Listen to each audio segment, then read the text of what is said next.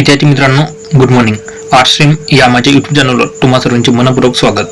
विद्यार्थी मित्रांनो, मागील व्हिडिओमध्ये आपण प्रकरण क्रमांक 1 भिन्न पद्धती या प्रकरणातील प्रश्न क्रमांक 1, 2, 3 आणि 4 बघितले आहेत.